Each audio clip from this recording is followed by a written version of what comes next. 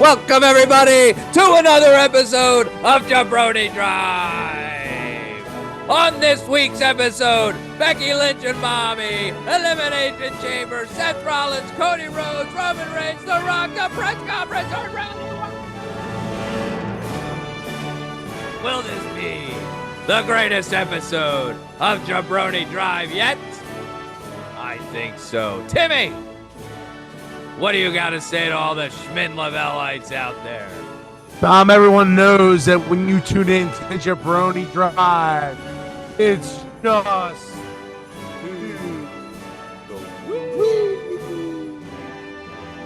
and also, when you tune in to Jabroni Drive, you are a jabroni or I love it. Jabroni Drive starts now.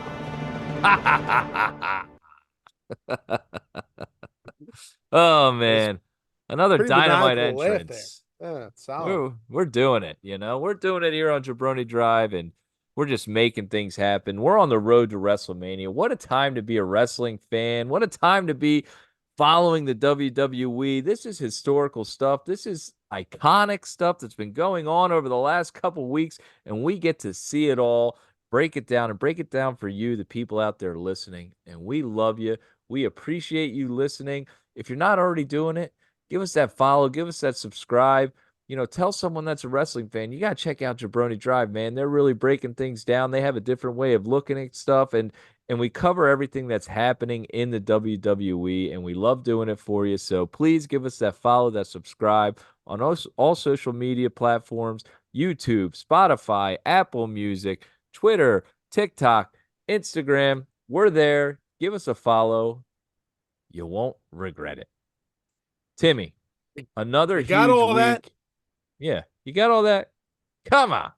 So, another huge week in professional wrestling. Like, there's so much going on that it's just wow. Wow. Can we just pause for a second Pause and it for just a second. say, dude, the WWE has been on absolute fire.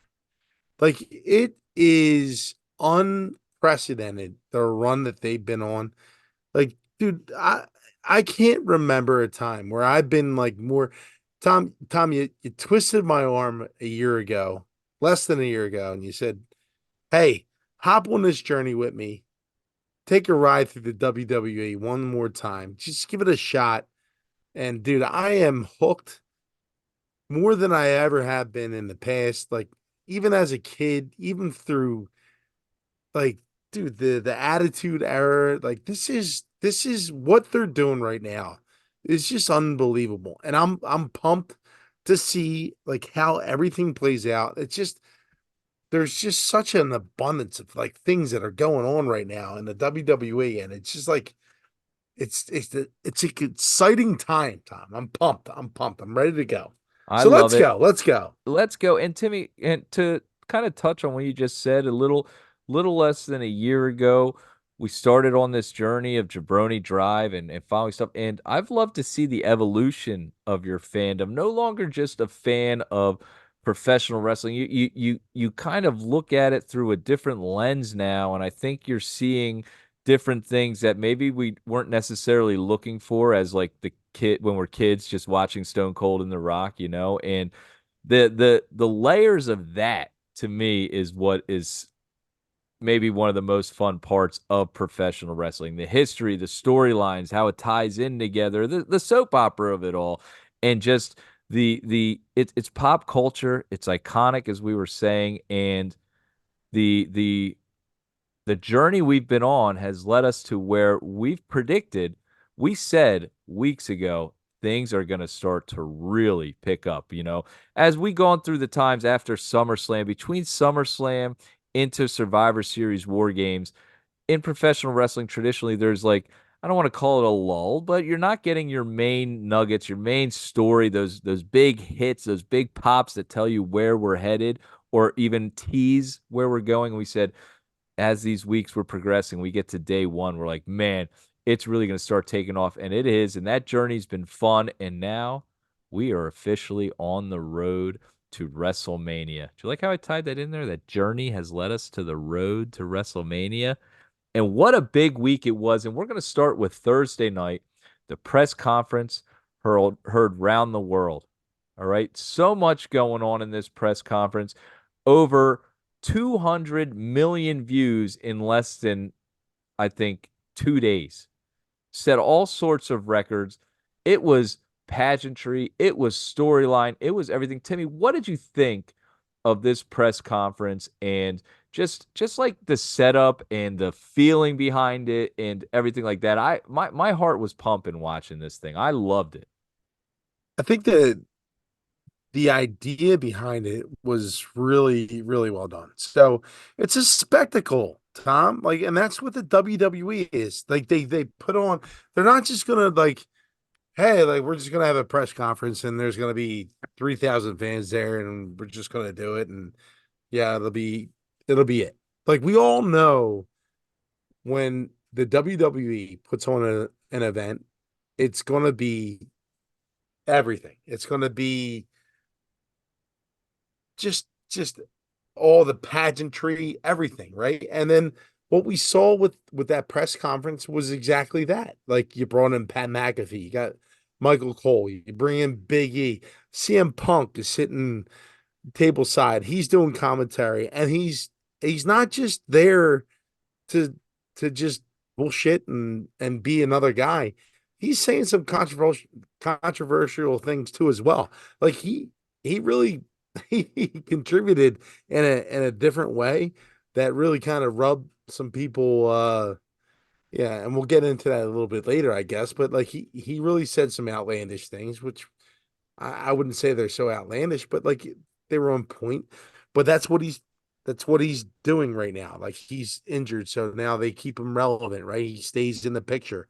And Um, Timmy, to your point as well, I feel like, man, he looks good on that commentator's table. After his wrestling career's over, I don't think he can think of someone better, more suited for commentary than CM Punk. Honestly, I don't yeah, think you can yeah, have anyone better. And that's yeah, that's come from someone that isn't the biggest CM Punk guy. And for me to, on commentary, man, he might be a perfect fit. yeah. Um, but so what I predicted going into that whole press conference was like, hey, listen, we're gonna get a lot of bullshit. We're not gonna get an actual concrete, like sought out 100%. decision, right? That we thought we were going to get, right? Like we've been searching for this thing for a little while now.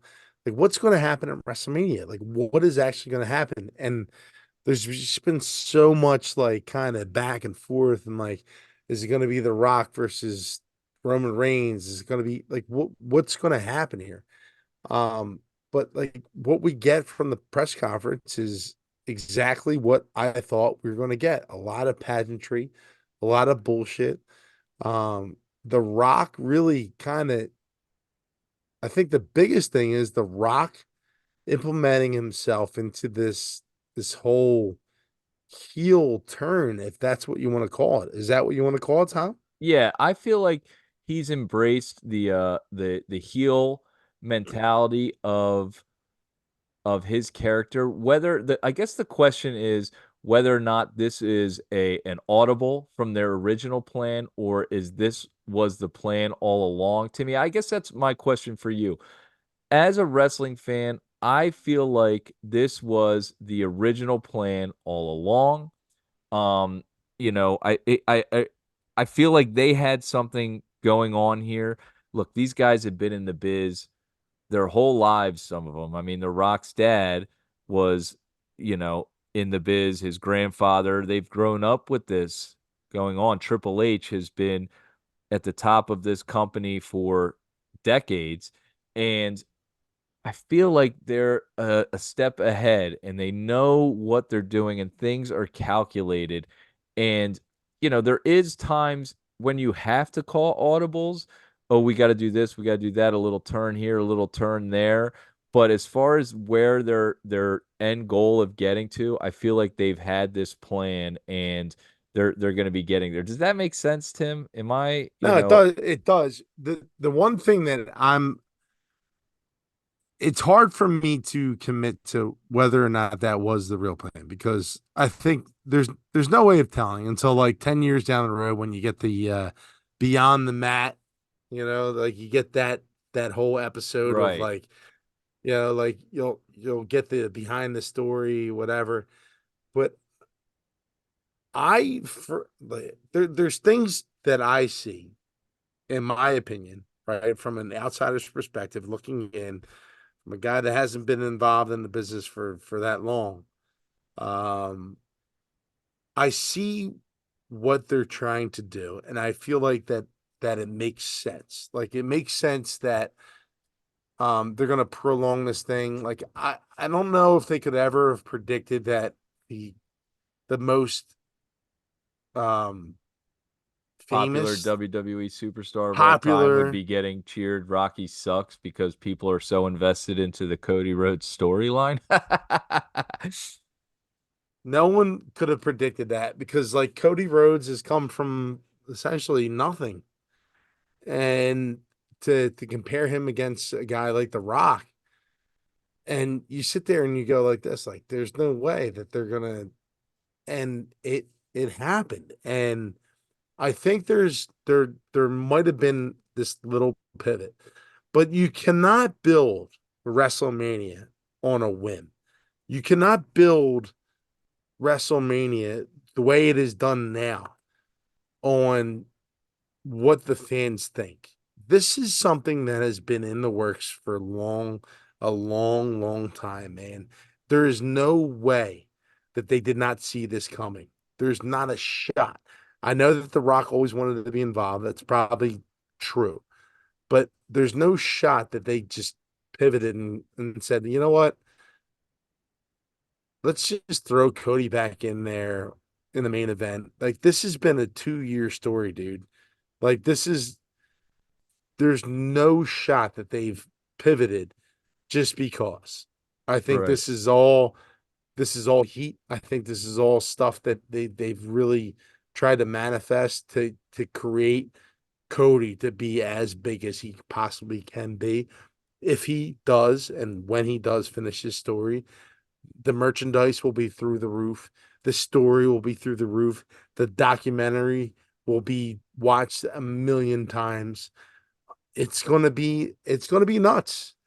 Yeah. And I think it's just it makes sense. Um, the timing is right. Bringing in The Rock is like you bring in. It's very similar to what the NFL has done. And I'm not saying that the NFL planned to bring in Taylor Swift, but you bring in Taylor Swift, you get more eyes on your product. You bring in The Rock, you get more eyes on the product. Like there's a lot of people that don't even know that The Rock was a wrestler. Do you get what I'm saying? That's crazy to think about, but he's such a megastar now. Now let's get to some of the talk from the press conference. Let's listen to a couple clips from the actual press conference. Lesson, kids. If you hesitate, your moment's gonna move on. And that's what's happened to Cody Rhodes. It's no longer his decision. It's now your tribal chief's decision. I choose The Rock. There's a lot. So Roman comes out and says Cody hesitated. He's lost his chance. He's no longer going to be the person I'm facing at WrestleMania. I choose The Rock. Then The Rock comes out. This man, what The Rock is cooking. And very interesting reaction to him.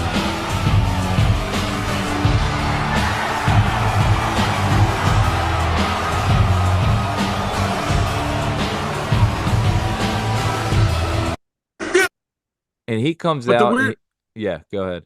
but the strange thing here for me, which tells me it's calculated, is that they don't bring Cody Rhodes out until the very end. Right. Why would you not bring Cody Rhodes out, who's the challenger, right? In all of this. Even like he should have came out before Seth Rollins. He should have came out before uh you know The Rock. He should have came out before Roman Reigns. Like he should have been the first guy out there. But they waited until the end to bring him out. Right. And so then Cody Rhodes does come out after the Rock says his whole family tree, puts the family tree up on the Jumbotron, and then says, we are going to fight in a battle forged in blood. He puts up his hands. They embrace almost like a respective, like, all right, we're going at it. And we're going to see who's the better man at WrestleMania. And then Cody Rhodes comes out. In the biggest main event in the history of professional wrestling, bound by blood.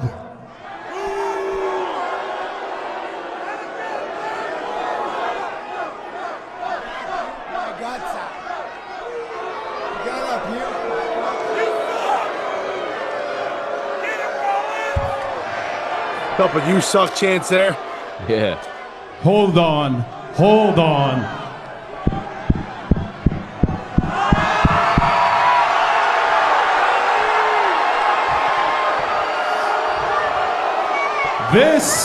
This right here is bull. I love that. He comes out. How do you like that? How do you like that pop, Dave Meltzer? But it is not your right. It is not your distinction to determine the main event. It is mine. I won the Royal Rumble.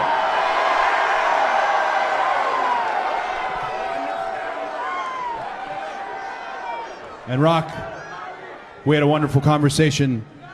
I had many conversations. I have made my decision.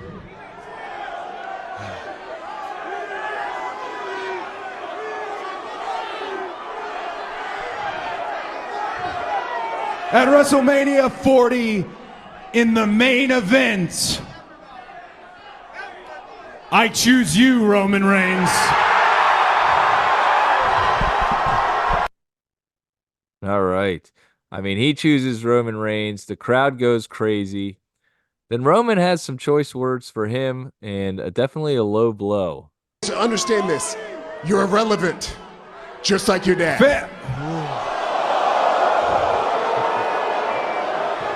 Here you are talking about family. Is that what the bloodline is? Let me ask you a question.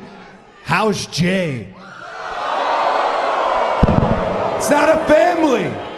You're a meal ticket, and they are nothing but lackeys, but yes men. They're goons. And what is this match all about right here? Who sits at the head of the table? What does it matter when neither of you have been doing any of the cooking for 2 years?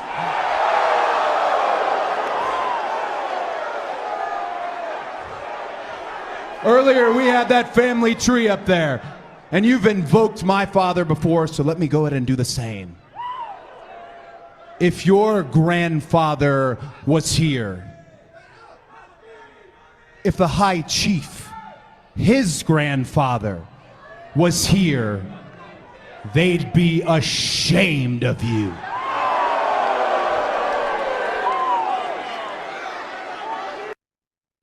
All right, so everything's going well. Like the promo's hot.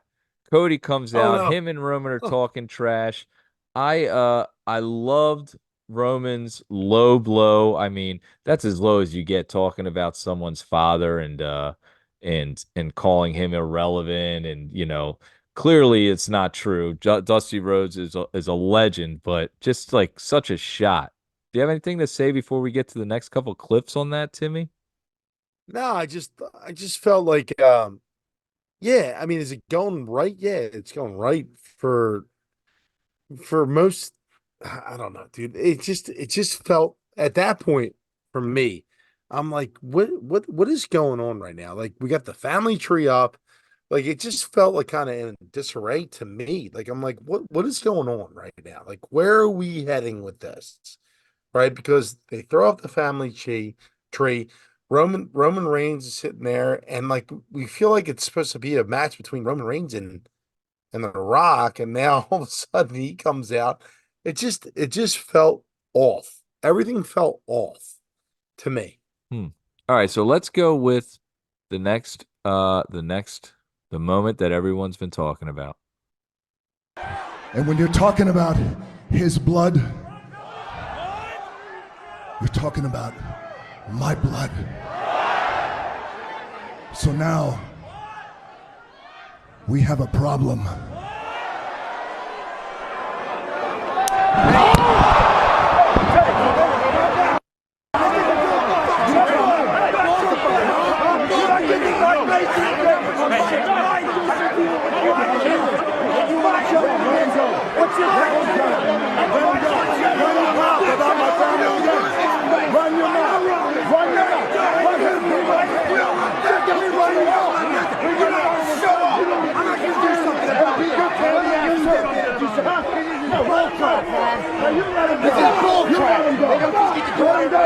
I'll slap the piss out of you again. You don't get to just do it. No, you don't. Yes, we do. Yes, we do. Get to do whatever you. Timmy, we really have to break down that moment right there, okay? So all of it is the new direction, and I'm all for it. This new direction of WWE. You've got the slap and then the raw stuff that happens, no pun intended, afterwards, just that chaos, the foul language, the bleeping out, the back and forth, the stuff in the past, so in the background with the social media. You got Paul Heyman with his classic, just he does such little things, those little details. So Paul Heyman, oh, when he goes like that, was just like, it's so perfect. You got Cody out there who's now they're jawing back and forth. The Rock is doing, I'll slap the taste out of your mouth again. I'll slap the piss out of you again, blah, blah, blah. Shut the F up, blah, blah, blah, all this stuff. Seth Rollins coming in. This is bullcrap. This is bullcrap. You can't just come in here and do it. Roman standing there doing his thing. So first, I want to say this past week, I feel like Seth Rollins has not looked great. I feel like when he's talking about, he keeps bringing up the pop. I feel like it's kind of cringe. I feel like that Roman buried him in a promo and he kind of struggled with that. And we're going to get to Seth Rollins later, but that was my feeling this week. And then in the storyline of this, The Rock, who was standing behind Roman, Cody Rhodes mentions their family and the High Chief being ashamed of Roman. The Rock steps forward and slaps Cody Rhodes, which to me is the beginning seed of The Rock and Roman's split eventually, where The Rock thinks he's the head of the table and Roman thinks he's the head of the table. The man that stepped up and says, slap, you don't talk about my family.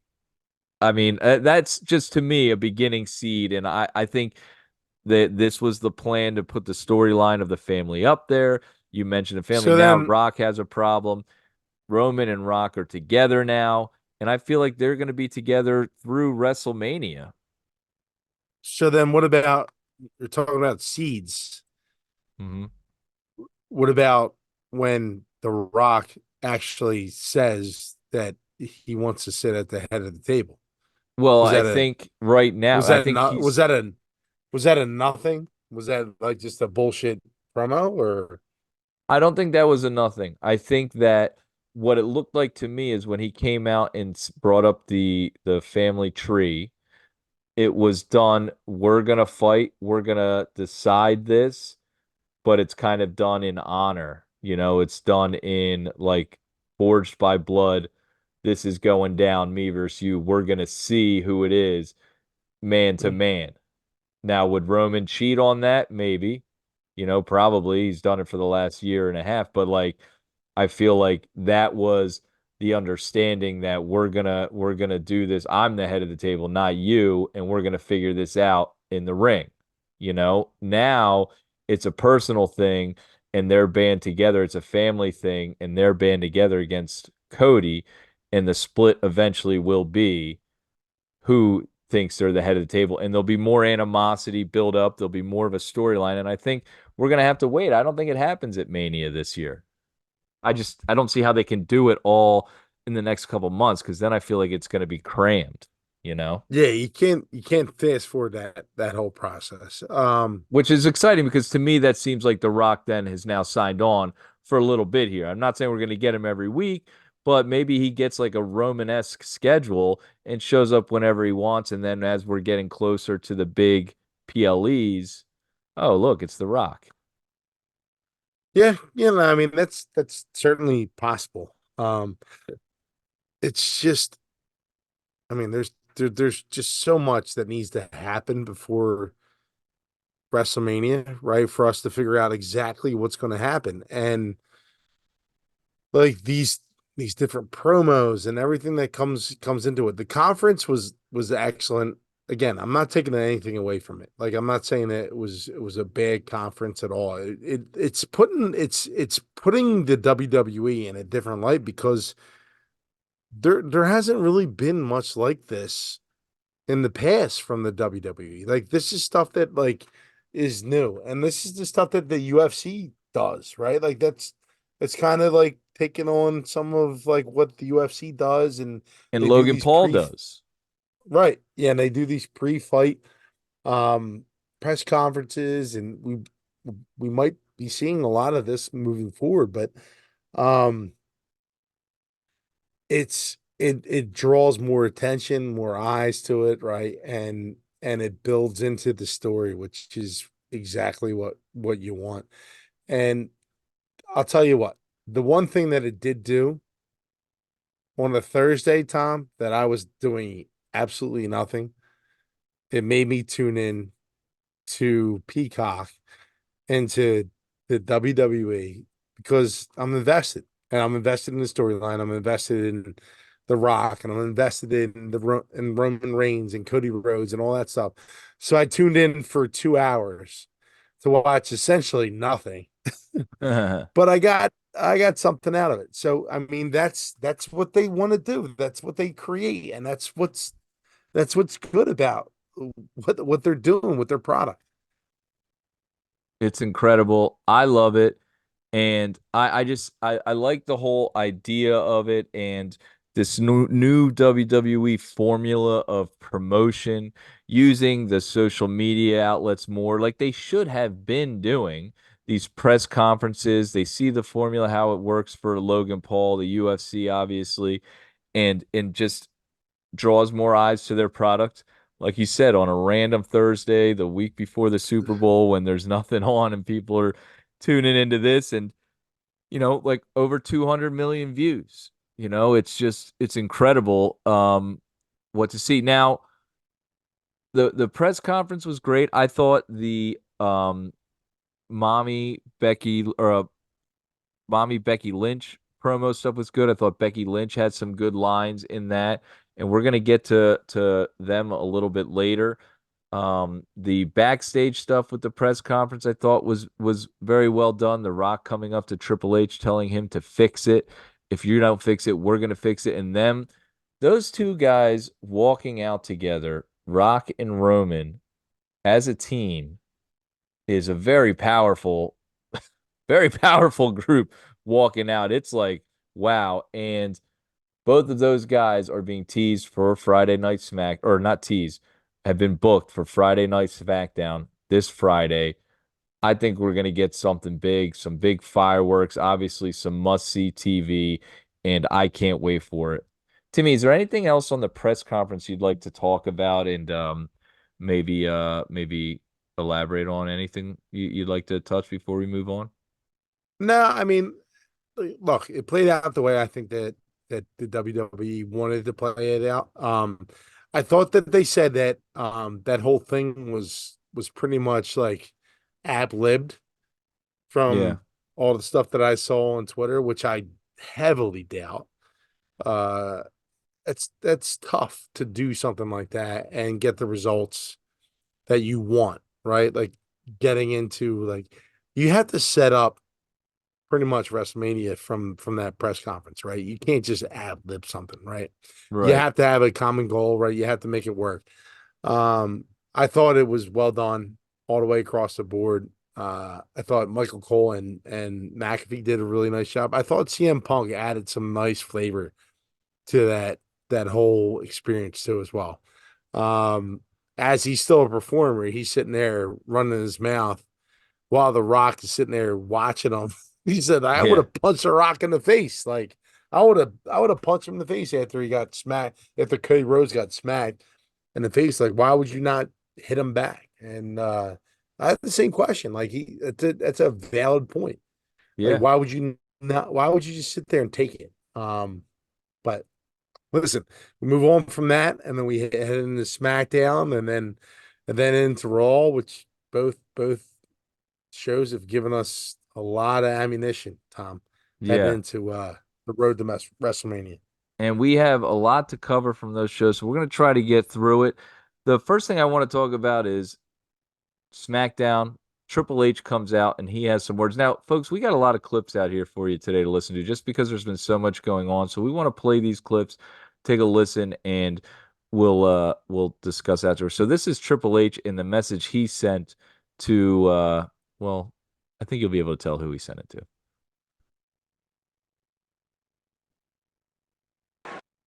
There are people that went out there and tried to assert their authority when they don't really have any. Because here's the thing, I really don't care where you sit. There's one thing that is abundantly clear here, whether people like them or they don't like them, the answers come from one place and one place only, and right now you are looking at him.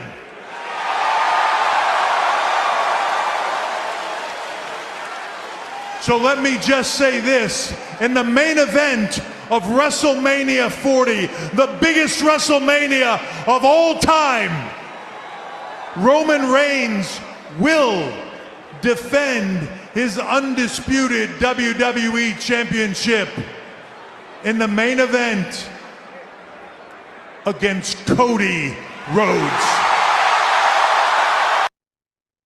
I mean, classic Triple H. The guy comes out and he just nails it like he does every time. True professional, throwing the jabs at The Rock, using his lines to cut at him. They obviously have a major history, The Rock and Triple H. He comes out, says, in the main event, Cody Rhodes versus Roman Reigns. It's booked. That's what we're getting at WrestleMania. I love that. I'm super excited for that match and storyline, how that's going to play out. Now, I guess the question is that going to be the main event of WrestleMania? How will The Rock tie into all of this stuff? Where does that leave Seth Rollins? And who else could be involved in what's going on in the WWE? Perfect. All right, so now let's move on to one of my highlights of the week. And I talked about earlier how I felt that Seth was looking weak. I thought a little cringeworthy with his stuff about the pops and just, overall a little bit lost this past week. I felt like when we were on stage, you had that stardom, that star power of a Cody Rhodes, of a Roman Reigns, of The Rock. And I felt like Seth was a little out of place. I just felt like he wasn't at their level. Timmy, did you get any of that? I mean, did you feel that way? That's just the way I looked at it. I was like, man, this guy just he I mean, looks I lost. Maybe certainly felt because he wasn't tied in the storyline as much might yeah. be I part mean, of he it. was certainly secondary. He was pushed to the side, if you will, but like in no way, shape, or form do I ever feel like Seth Rollins is like secondary. Like, this dude is a stud. He is obviously a world heavyweight title holder. He's a guy that matters in the WWE, and he's made that championship matter. He's certainly a fighting champion, and dude, I think he's been on his game for at least the last year. I mean, the guy's been a stud, dude. He's been a stud. So why don't you play the clip? Because I know you're gonna feel the same way, Tom. Well, no. So I guess maybe I should rephrase. Like, clearly a stud, one of the best workers in WWE right now. But when we're talking about levels, and you're talking about The Rock, Roman, where Cody's gone, where Drew McIntyre's gone, I feel like the last week, Seth, geez, is this guy not ready? Like, is he not? Is he just not there? But all my questions, and I Well, guess as you're saying, were answered on well, no, I Monday. mean, he's had to take a back seat. I mean, he doesn't even know at this point if he can compete in WrestleMania. So like almost he's forced to take a back seat. So it's hard for, in my opinion, I think it's hard for him to really deliver a promo that he's actually going to be, like, I don't know, is he going to be that that matter that difference like when it comes to WrestleMania, right? Like, is he going to make an impact that he thinks that he's going to? I don't know, and I think he's kind of fighting that thing too as well, because they keep on rolling him out, but we don't even know if he's actually going to be able to perform, like, which is a hard thing for any wrestler or any athlete to not know whether they're going to be able to deliver when the time calls. Yeah. And so this Monday, Cody Rhodes comes out, addresses being hit by The Rock in front of everyone, says he's going to be hitting back. And then Seth Rollins' music comes out, and he comes out and delivers, I think, the best promo he's ever given. And this clip is a little bit longer than usual, but I just feel like Seth, if you haven't heard this whole promo, this is going to be like a minute and a half, so I'm giving you a warning, but this is maybe the best promo that Seth Rollins has ever given. I loved it. It really hit me, and I think I stood up towards the end of this promo. So give it a listen. Agree with you, which is why I came out here, Cody, to tell you you do not have to fight this battle alone.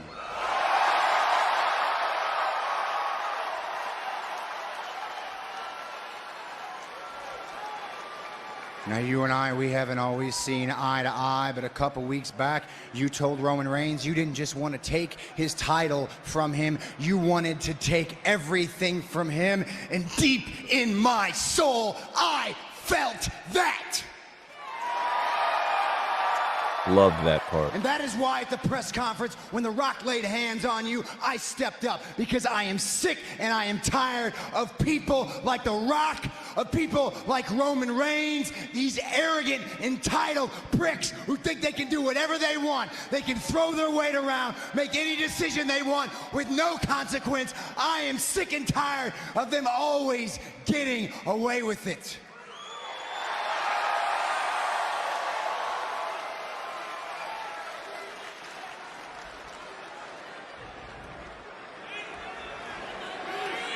And I got to admit something to you right now. The man Roman Reigns is partly my fault. Nearly 12 years ago, we came down those stairs in tactical vests. We were brothers, forged from the same fire. I taught him everything I know. I am partly responsible for the man that he is, but I could have never imagined the monster that he has become. And now, that monster's got two heads, because he is standing side by side with the only person on this planet who is as entitled and selfish as he is.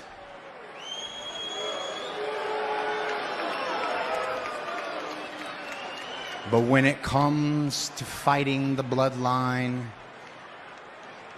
when it comes to fighting The Rock, when it comes to fighting Roman Reigns,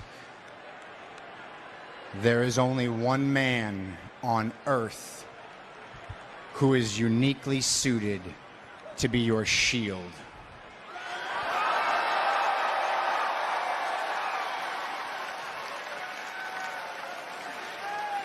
I'll give you a hint. He was once an architect. He is now a visionary. He is a revolutionary. He is Seth.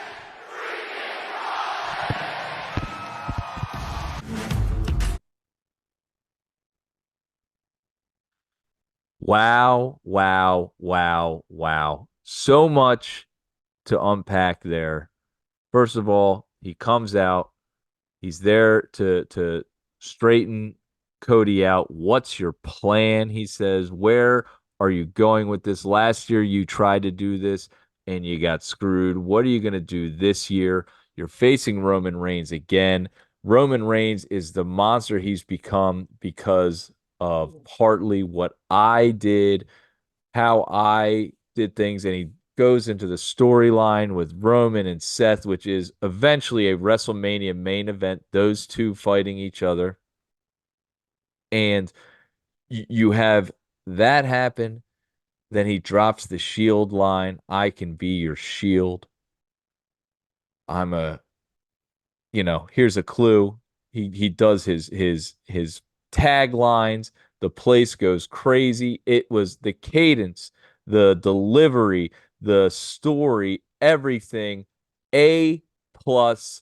Well done by Seth Rollins. Just when I think, man, this guy can't hang, he goes and switches it all up.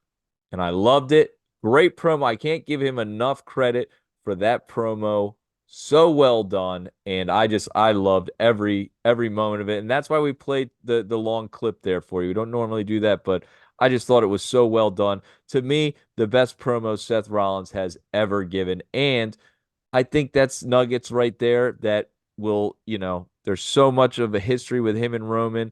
That is eventually a WrestleMania main event from their time in WWE in their era. Cody was a little before them and then came back, and Drew was a little before him. Those are the two biggest full-time WWE stars that the WWE's had of their age group. Yeah, and I loved it, dude. I was sending text messages during the promo. I'm like, dude, this guy is just unbelievable. Like he's just so good. And who I'm talking about is Seth Rollins because he is so incredible on the mic. You give that guy like like a couple weeks ago we sit there and we listen to him try to sell Cody Rhodes on taking a title shot at the lesser title, lesser of the two titles. And he made it seem believable. He actually carved the path that made it seem okay. I can buy this. I can buy why Cody would want the working man's title. It's he tied it to his father and all that stuff. And it's like this guy has a way to manipulate a crowd. And that's what you need out of your top guys. And that's why he deserved to be on that stage. That's why he deserves to be amongst the guys like Roman Reigns and The Rock and Cody Rhodes and all these other guys. Like he is, in a way, what he says he is, a visionary. He is an architect. He's a revolutionary. He is Seth freaking Rollins, dude. And what he says is people listen to, and he's pure entertainment. And I think the one thing that you missed, Tom, and not that you missed, but the one thing that I think we need to pay attention to is what he says about Roman Reigns and how he, in a way, has built Roman Reigns into this monster. He has had a hand in it. He is part of what has built Roman Reigns into this empire that he's become. And I don't know whether that has anything to do with how that whole story plays out, but it's definitely something to pay attention to. Because as much as we love Seth Rollins right now, he is responsible for one of the biggest double crosses of all time. Oh yeah. Correct? Oh yeah. And when he turned on the Shield and joined the Authority, I was explaining that to someone today, and that's what I'm saying, that this promo and that story where he mentions he's partly to blame for who Roman is today is this is the long-term storytelling that we're not getting Seth Rollins versus Romans this year at WrestleMania. But next year, the year after, these two have such a history that you could have them fight each other once a year and it would draw money every single time for the rest of their careers because they both came in the group together. They were both an unstoppable force with the Shield. He broke the Shield up. He took the title. He cashed in at WrestleMania on Roman Reigns and Brock Lesnar before Roman Reigns had ever won a title. He steals the WrestleMania moment from him in the heist of the century. He comes back after he blows out his knee, takes out Roman Reigns when he wins the WWE Championship and then beats him for the WWE Championship in the following PLE for the title. And just their history together. The last time they fought, see, and this is where I thought Seth Rollins kind of dropped the ball when Roman says there was no pop. If I was Seth Rollins, I would have came out and said, "Oh, no pop, huh? There was a major pop when I hit you in the back with that chair years ago. There was a major pop when I cashed in and won the title at WrestleMania, beating you. And oh yeah, by the way, Yeah, the but I don't last know. time me and you fought, who was the winner of that match? It was me. All right. So you want to say that I'm fighting the losers bracket title? The last time me and you fought, I won. So I don't want to hear about this losers bracket title. I'm the guy. Yeah, but you got to say that. You have to say that. You have to. You can't fire that off right now. You got to wait until that actually becomes relevant, and then you can start utilizing that stuff in a one-on-one match, in my opinion. Yeah. I mean, that's an interesting way of looking at it. I could see that, but I feel like if Roman's firing shots, you got to fire shots back. But I mean, if Yeah, that's your but number one arsenal, you want to hold on to that until it is right. your main event of WrestleMania. But I feel like it's not something that you can't, you know, bring out again. I mean, it's been I years. think He's never used it. I think surface shots are good. I think when you get into a match, oh Jesus Christ. When you get into a match versus Roman Reigns, that's when you start getting deep into the streets. And then And another thing I would say too is Seth has done this now with Cody. He hits the promos with Cody. He seems very comfortable with him. If he is going to be involved in this storyline and he's going to be with Roman and Rock, I'd love to see him duel with those guys and hopefully he can deliver like he did on Monday night with them. That's what I'm looking forward to next. So let's move on. Where is that all going to shake out? We're going to be finding out weeks to come. I'm sure we'll be getting a little bit more this Friday and then probably a little bit more, a little bit more. Let's get into the Elimination Chamber, the next PLE coming up. And what it seems like is unfolding here and what they're trying to do is stack these chamber matches. They don't have the marquee match. There's no Brock Lesnar. He's not around. CM Punk's hurt. The Rock, I can't imagine. Maybe we'll find out this Friday that they're going to be on the card at Elimination Chamber. I don't know. But as far as the chamber matches, the winner of the men's chamber match will be fighting Seth Rollins for the heavyweight championship title. The winner of the women's chamber match will be fighting Rhea Ripley, aka Mommy, or whoever wins the Rhea Ripley Nia Jax match. I keep assuming that it's going to be against Rhea Ripley, but we don't know that for sure. So, two qualifying matches on SmackDown, two qualifying matches on Raw. I enjoyed all these matches, and I love this like qualifying match setup. It gives us, a couple weeks of matches to look forward to. First, we had The first match was Drew McIntyre, and he defeats, I'm drawing a blank right now, but Drew McIntyre ends up winning and is qualified for the Elimination Chamber. Who did he fight on Friday? AJ Styles. AJ Styles. He beats AJ Styles. LA Knight, a little interference there. Um, and Drew McIntyre gets the win. He's qualified. Randy Orton then fights Sami Zayn in a decent match. Drew McIntyre comes out, a little interference there. Randy Orton, two big time stars. Bobby Lashley versus Bronson Reed. I thought Bobby Lashley looked strong. It was nice to Big see him. Bronson Reed. Big Bronson Reed. What'd you think of his promo or his entrance video going through the town and like knocking down the buildings and stuff like that? A little silly. Very King Kong-esque, I think is what you said on the text line. Godzilla. Godzilla. So Bobby Lashley qualifies, and then LA Knight versus Todd the Builder, and LA Knight gets the win.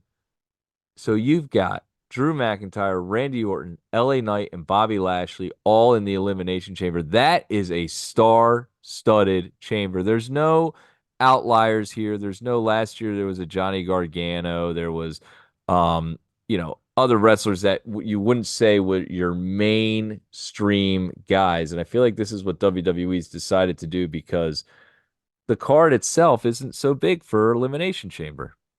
But you also have two slots open. So who was that going to be?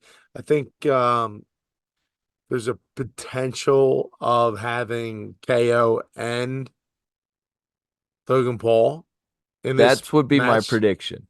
Would be KO and Logan Paul. I don't see the Miz beating Logan Paul, and then I could see Dom getting in somehow, but I just feel like they're keeping it star-studded. Right. Yeah. I mean, you have to have as much star power as you possibly can if you're going to Perth. And you're putting it on at the worst time in the morning for the US crowd, 2 a.m. West Coast. I think it's 5 a.m. on the East Coast. So you got to have something that's going to draw, and might as well throw all those guys in one match and see what happens. You know what I'm curious to see, right? As much as I love that, like, Elimination Chamber's coming up, and we're going to be able to figure out who's going to challenge Seth Rollins for that World Heavyweight title. Do you see Randy Orton in any way challenging for that title at all?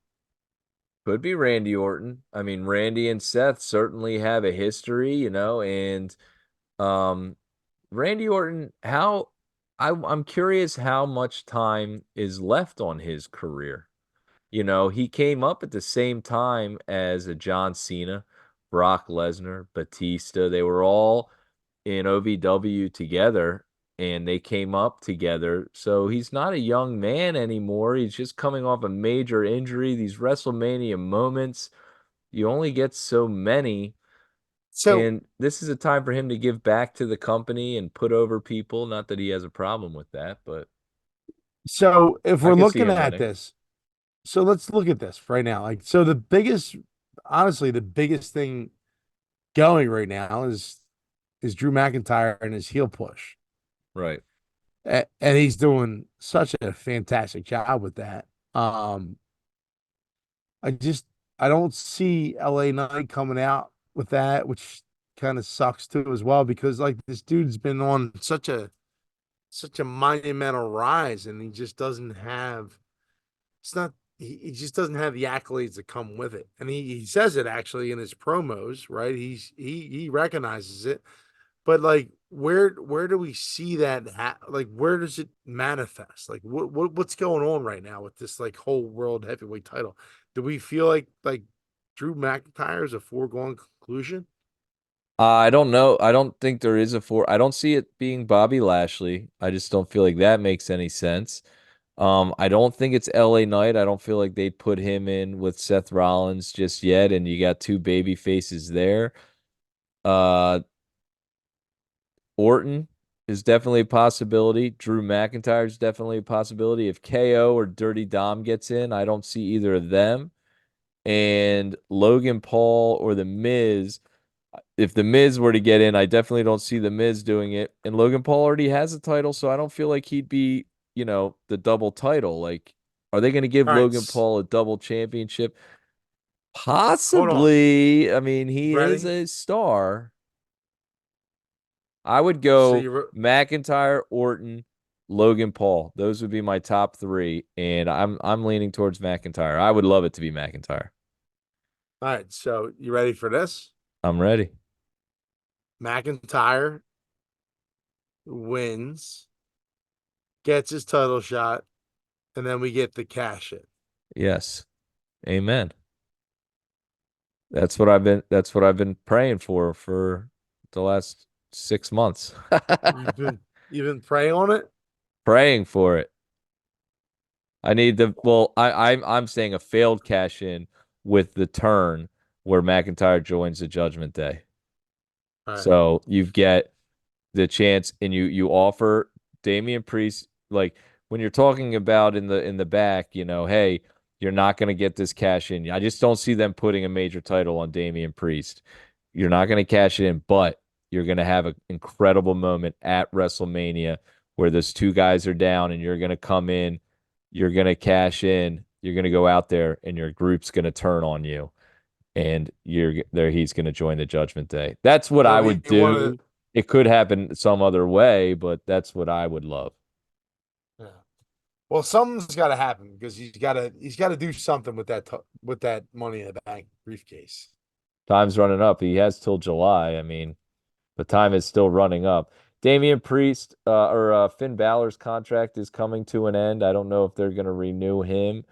Um, but the chamber is setting up the actual men's chamber is setting up to be a very star-studded chamber, maybe the most star-studded chamber in recent history. Let's talk about the women's chamber real quick. The three women that have qualified so far are Liv Morgan, Bianca Belair, and Becky Lynch. So same thing. You've got three of the top women's wrestlers that aren't champions right now in the Elimination Chamber right now.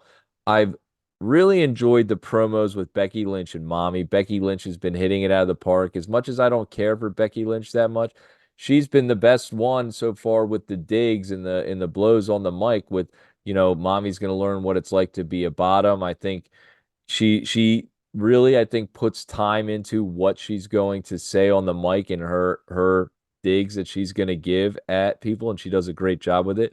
I thought Liv Morgan looked really good in her qualifying match in more ways than one. Liv Morgan, yow. Bianca Belair, Yeah. obviously a megastar. But the person we want to talk about right now, and Timmy, I'm going to let you take the lead on this one. We got to see her at the Royal Rumble. We saw her when she signed for a couple weeks, but what's the delay and why have we not seen Miss Jade Cargill? I'd love to see her Yeah. in the Chamber match. Very frustrating. In how the WWE has treated her because, like, dude, it's been with like gloves on. Like, what are we doing here? Like, let's let her rip, dude. Like, her debut was exceptional.